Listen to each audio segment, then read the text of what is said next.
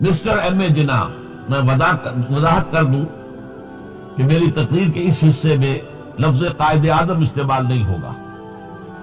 قائد اعظم وہ بعد میں بنے، ایک طویل عرصے تک وہ مسٹر ایم اے جناح تھے، اس کی میں کچھ تھوڑی سی تشریح ابھی آپ کے سامنے کر دوں گا۔ تو اس دور کے حوالے سے جب بات ہوگی تو میں مسٹر جناح یا مسٹر ایم اے جناح کہوں گا، قائد اعظم نہیں۔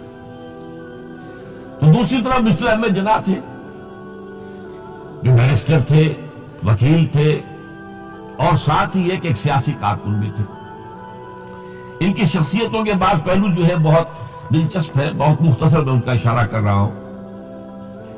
دونوں بہت ہی یوں سمجھیے کہ قریبی ہم عصر۔ علامہ اقبال جو ہے مسٹر جناح سے صرف 10.5 مہینے چھوٹے تھے۔ جناح صاحب کی پیدائش ہو رہی ہے 25 دسمبر 1876 کو، اور علامہ اقبال کی 9 نومبر 1877 کو، 10.5 مہینے کا فرق ہے۔ مقام جو ہے پیدائش کا اقبال کا تو طے ہے سیالکوٹ، اس میں کوئی اختلاف نہیں۔ جناح صاحب کے مقام پیدائش کے بارے میں اگرچہ عام طور پر کہا جاتا ہے کراچی، لیکن حیدرآباد سندھ میں یونیورسٹی کے ساتھ ملحق ہے انسٹیٹیوٹ آف سندھولوجی۔ وہاں کے محققین کا فیصلہ ہے اور تحقیق کے بعد کہ وہ جھلک ایک مقام ہے ٹھٹھا کے قریب، وہاں پیدائش ہوئی تھی۔ بہرحال اس مسئلے کو چھوڑ دیجئے، کوئی دلچسپی اس کی کوئی اہمیت نہیں ہے۔ ایک البتہ بات ذرا دلچسپی کی بھی ہے، علامہ اقبال کے بارے میں معلوم ہے ان کا پس منظر خاندانی جو تھا وہ کشمیری پنڈت، کوئی اختلاف نہیں۔ ایم اے جناح کے پس منظر کے بارے میں اختلاف، عام طور پر مشہور ہے کہ وہ اسماعیلی کھوجے تھے، لیکن مجھے ایک عجیب اقتباس ملا ہے۔ یہ 1964 میں آپ بیتی نمبر شائع کیا تھا ماہنامہ نقوش نے، 1200 صفحے کا۔ اس میں تمام مشاہیر کی زندگی کے حالات ان کے اپنے تحریر سے یا اپنے قول کے حوالے سے بڑی خوبصورتی سے جمع کیے گئے۔ اس میں مسٹر جناح کا قول یہ ہے کہ میں اصل میں منڈومری کے علاقے کے راجپوت ایک خاندان کی نسل سے ہوں۔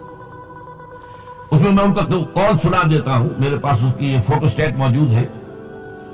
میں پنجابی راجپوت ہوں، کئی پشتیں گزری، میرے ایک جد کاٹھیا وار چلے گئے تھے، وہاں انہوں نے ایک خواجہ لڑکی سے شادی کر لی تھی اور انہی کے خاندان میں مل گئے تھے۔ اس وقت سے ہم لوگ کھوجوں میں شمار ہونے لگے۔ میرے وہ جد جو کاٹھیا وار چلے گئے تھے ضلع منڈومری کے رہنے والے تھے۔ اب اس کا حوالہ کیا ہے؟ یہ بات قائد اعظم کے منہ سے اس وقت نکلی جب نواب صاحب باغپت نے کہا کہ آپ کا خاندان تو تجارت پیشہ ہے، پھر آپ میں یہ گھن گرج کہاں سے آئی؟ تو اس کے جواب میں قائد اعظم نے فرمایا کہ میں اصل میں اسماعیلی کھوجا نہیں ہوں، بلکہ میری رگوں میں جو خون ہے وہ راجپوت کا ہے۔ اور اس کے راوی ہے صغیر احمد عباسی، پرائیویٹ سیکریٹری نواب صاحب چھتاری۔ بہرحال یہ ایک دلچسپی کی بات تھی اور کوئی اہمیت اس کی خاص نہیں ہے۔ البتہ ایک اور بات جس کی اہمیت ہے، علامہ اقبال کے خاندانی اثرات میں مذہبی روح، مذہبی جذبہ جو ہے وہ بڑا گہرا تھا۔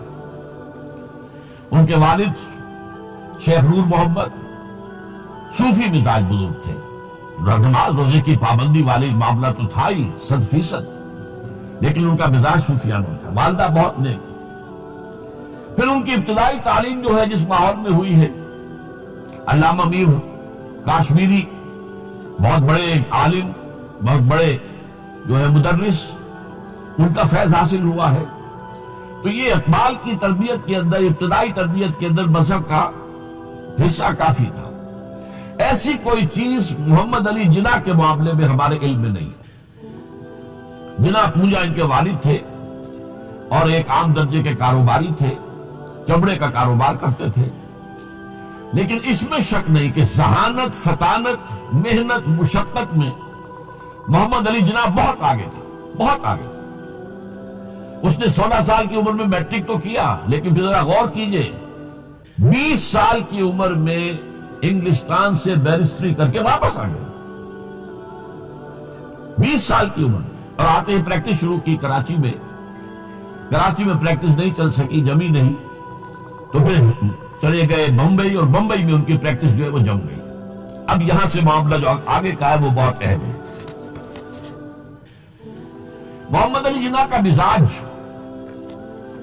بنیادی طور پر سیکولر اور نیشنلسٹ تھا۔ چنانچہ 1906 میں جب مسلم لیگ قائم ہوئی ہے، وہ مسلم لیگ میں شامل نہیں ہوئے۔ ان کا کہنا یہ تھا کہ اس کا نصب العین بلند نہیں ہے، اس کا مقصد اعلیٰ نہیں ہے۔ یہ کیا؟ یہ صرف اپنی جداگانہ نمائندگی کے حصول پر اور انگریز کو اپنی وفاداری کا یقین دلانا، یہ کوئی اونچا نصب العین تو نہیں ہے۔ اس کے بجائے وہ کانگریس میں تھے، اور دادا بھائی نوروجی جو صدر تھا کانگریس کا، اس کے سیکریٹری تھے۔ اس کے بعد بھی 7 برس تک وہ مسلم لیگ میں شامل نہیں ہوئے۔ 1913 میں جب مسلم لیگ نے بھی خود اختیاری کے حصول کو اپنا نصب العین بنا دیا، تب مسلم لیگ میں شامل ہوئے، اور وہ بھی مولانا محمد علی جوہر کے بہت اصرار پر۔ اس کے بعد بھی 1920 تک انہوں نے ڈوئل ممبرشپ برقرار رکھی، کانگریس کے بھی، مسلم لیگ کے بھی۔ اور اس پورے عرصے میں ان کا سارا رول یہ تھا کسی طرح ہندوؤں اور مسلمانوں کے درمیان مصالحت ہو جائے، کسی طرح کوئی فارمولہ طے ہو جائے جو ایگریڈ اپون ہو، جس سے مسلمانوں کی تشویش بھی ختم ہو، انہیں بھی کچھ اطمینان ملے کہ ہمارا مستقبل جو ہے وہ بہت خطرے میں نہیں ہے، ہمیں کوئی اطمینان حاصل ہو جائے۔ اس کے لیے کوئی فارمولہ بنے، کسی طریقے کی محنت کی جائے۔ اس کے لیے جو سر توڑ کوشش انہوں نے کی، اور جان لیجیے کہ ان کے ذہن کے اندر، جیسا کہ میں نے کہا ہے، وہ انداز جو ہے وہ سیکولر اور نیشنلزم کا بہت گہرا تھا۔ ان کو ان کی ان خدمات کے طفیل میں کہا گیا ایمبیسڈر ہندو مسلم اتحاد کا سفیر، اور یہ کہنے والا کون؟ گوکھلے۔ لیکن یہ کہ انہیں قدم قدم پر مایوسی کا سامنا کرنا پڑا۔ انہوں نے بڑی محنت کر کے، چونکہ 1920 تک ان کے پاس ڈوئل ممبرشپ تھی، تو کوشش کی کہ کانگریس کا اور مسلم لیگ کا اجلاس ایک ہی مقام پر ہو، تاکہ لیڈروں کا آپس میں میل جول، گفتگو، وہاں پہ ان کے بھی سارے لیڈر آئے ہوئے ہوں، ادھر کے بھی آئے ہوئے ہوں، تو اس سے یہ کہ گفت و شنید سے کوئی راستہ نکل آئے۔ چنانچہ 1915 میں بمبئی میں اجلاس ہوا، اور 1916 میں لکھنؤ میں، اور لکھنؤ میں پہلی مرتبہ ہندوؤں نے کچھ مسلمانوں کے اس مطالبے کو تسلیم کیا کہ انتخابات جو ہے جداگانہ اصول پر ہوں گے، مسلمانوں کو ان کی جو تعداد ہے آبادی کی، اس کی نسبت سے سیٹیں ملیں گی۔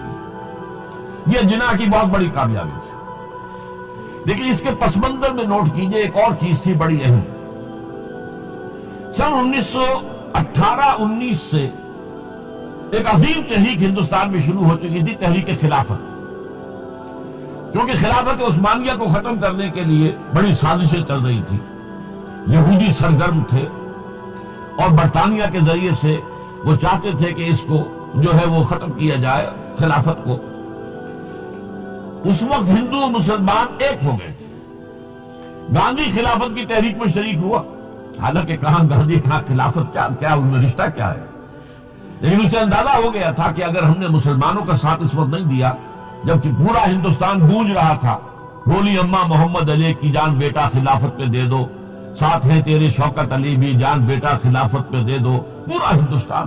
ایک عظیم تحریک تھی، اس میں کوئی شک نہیں، بہت بڑی تحریک۔ لہذا اس پس منظر میں اسی کا اثر میں سمجھتا ہوں یہ ہوا کہ لکھنؤ پیکٹ ہوا 1916 میں، اور قائد اعظم کو اس میں کچھ سہولت جو ہے وہ نظر آ گئی، اپنی کامیابی کی شکل نظر آئی۔ لیکن جیسے ہی تحریک خلافت ختم ہوئی، ختم تو اس لیے ہو گئی کہ مصطفیٰ کمال پاشا نے خود ختم کر دی خلافت۔ وہ تو جیسا کہ پھر علامہ اقبال نے بھی کہا تھا، چاک کر دی ترک نادا نے خلافت کی قبا، سادگی اپنوں کی دیکھ، اوروں کی عیاری بھی دیکھ۔ بہرحال خلافت ختم ہو گئی تو وہ سارا جوش خروش وہ سارا ختم ہو گیا۔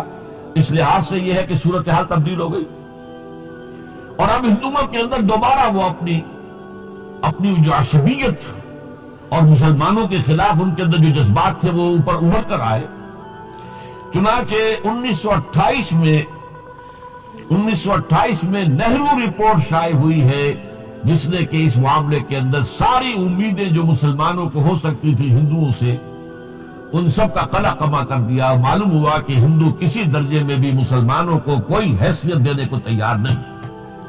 یہ نہرو رپورٹ جو ہے یہ بہت ہی سمجھیے کہ ٹرننگ پوائنٹ ہے۔